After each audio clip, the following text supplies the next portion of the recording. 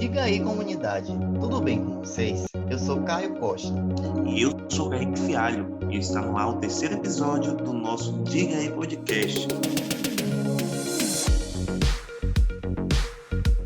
Com as atividades por todo o país decorrentes da Semana Nacional da Mobilização e Luta contra a Tuberculose, convidamos a Teolice Bessa, pesquisadora do Instituto Gonçalo Mones e coordenadora de vacinas da Rede TB, para falar um pouco sobre a doença, o tratamento e esclarecer algumas dúvidas para a gente. Teolice, você poderia explicar para a gente o que é a tuberculose e quais são as características? Então, a tuberculose é uma doença infecciosa. Significa que existe um micro-organismo que vai entrar, né, no hospedeiro, no organismo da pessoa, e vai produzir essa doença. E ela é causada por uma bactéria, que já foi descoberta, né, desde o século passado, né, o bacilo de Koch, né, ou Mycobacteria tuberculosa, e que normalmente vai estar albergada nos pulmões da pessoa. A pessoa que está infectada pelo bacilo nem sempre tem doença. Por vezes, essa infecção pode permanecer silenciosa por toda a vida. Quando ela vai apresentar sintomas, ela vai ter como sintomas mais comuns uma tosse persistente. A gente chama a atenção principalmente para uma tosse que persiste por mais de 2, 3 semanas. Pode acontecer febre no início da noite, né, na tardinha.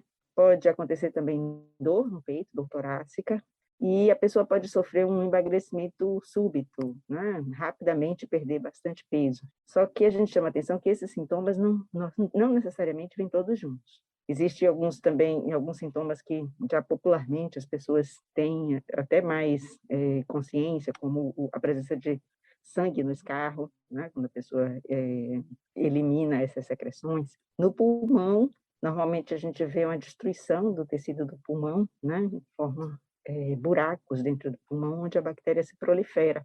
Então, esses achados, eles podem ser visualizados através do raio-x, né, do exame do raio-x. Doutora Teolice, e quais são as formas de prevenção do contágio para quem convive com pessoas que apresentam sintomas? A gente tem um problema muito grande em conseguir diminuir a propagação da tuberculose, exatamente porque é necessário que haja um diagnóstico precoce. Assim que a pessoa tem esses sintomas, ela deveria já procurar o médico para ser diagnosticada.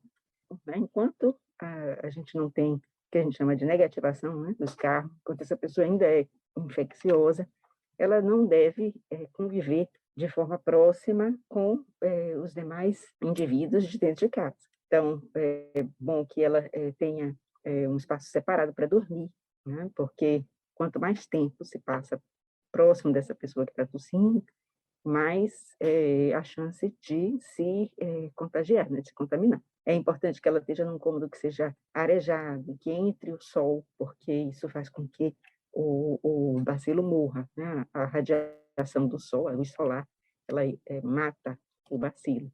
E se a pessoa usar máscara dentro de casa, a máscara cirúrgica mesmo, ela também reduz bastante a chance de contaminação. Então, como nem sempre é possível separar as pessoas, e principalmente em tempo de evitar a transmissão, porque a bactéria é muito eficaz em se transmitir para outros indivíduos que estejam morando, né, ou em convívio próximo com esse doente, te façam o teste para avaliar se estão infectados com a tuberculose latente. Como é feito esse tratamento entre os pacientes infectados? Um dado que eu achei preocupante, inclusive, foi que aqui no estado da Bahia, a gente tem uma taxa de 8% de abandono do tratamento entre os pacientes.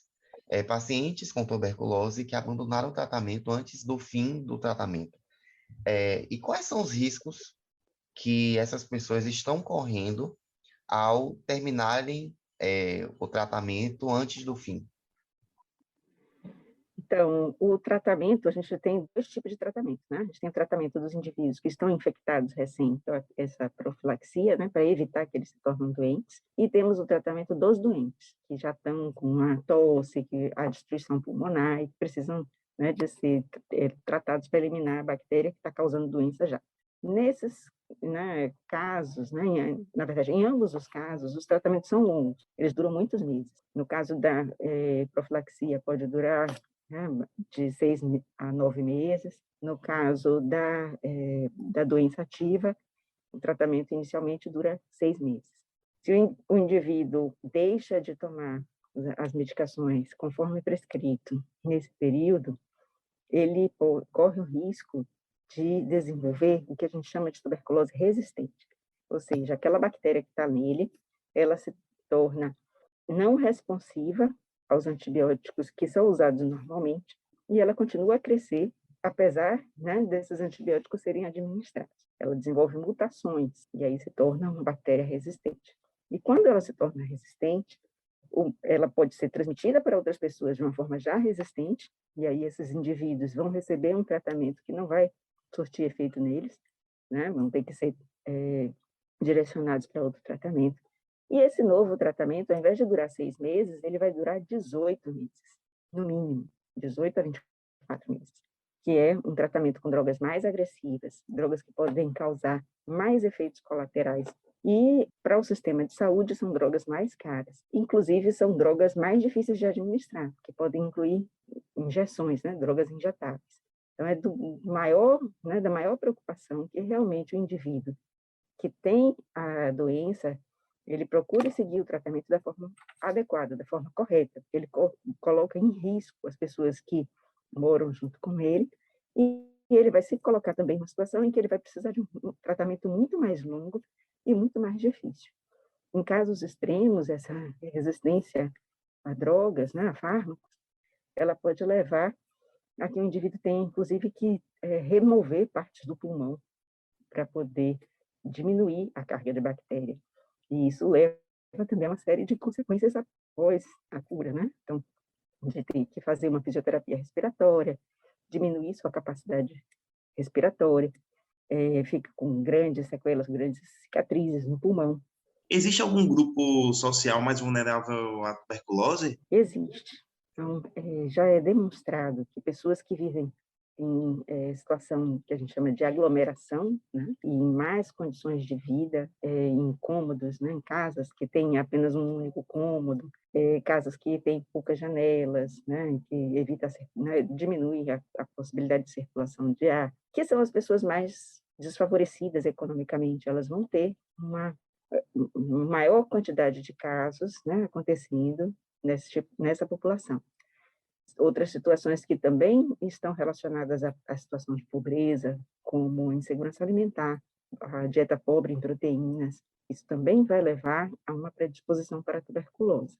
Mais especificamente, né, os grupos, as ruas privadas de liberdade, dentro de presídios, onde essa circulação de ar é ainda mais reduzida, onde a aglomeração é bem elevada, elas estão em um risco muito grande de desenvolver a tuberculose e são um grupo de especial preocupação atualmente para o controle da doença.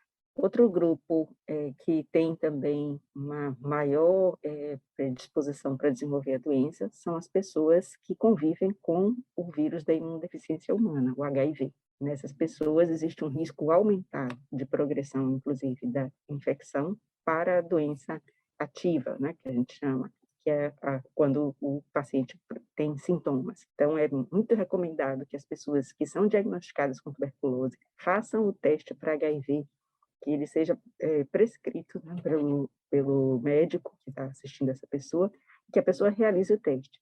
Doutora Teolis, a BCG é o suficiente para a proteção infantil contra a tuberculose? A BCG é uma vacina que foi desenvolvida bem nos primórdios, né, no início do desenvolvimento das vacinas, lá no final do século XIX. Depois que houveram, né, as avaliações, depois que se fez as avaliações, né, da vacina BCG em grandes populações, se verificou que essa proteção que é conferida pela vacina, ela não é uniforme, principalmente em relação à forma do adulto, que é a forma pulmonar. Porém, as formas infantis, que são formas muito graves, são formas disseminadas, né, formas que, inclusive, acometem as meninges do cérebro, né, formam uma meningite tuberculosa, podem causar o óbito das crianças em idade muito precoce. a gente sabe que existe uma eficácia elevada da vacina em relação a essas formas. A proteção dura, né, é estimada entre 10 e 15 anos. Existe hoje muita preocupação em muitos estudos buscando avaliar uma nova vacina, possibilidade de uma nova vacina contra a tuberculose. Mas a gente não pode, de forma nenhuma, prescindir da vacinação que a gente tem hoje, porque ela é muito importante para prevenir esses casos graves nessa faixa etária infantil. A realização do nosso podcast é uma iniciativa da Fiocruz Bahia. Estamos disponíveis no YouTube, SoundCloud e Spotify. Para mais informações, nos acompanhe pelas redes sociais. Nosso Instagram é o Diga aí Comunidade. E não esqueçam, continuem se cuidando.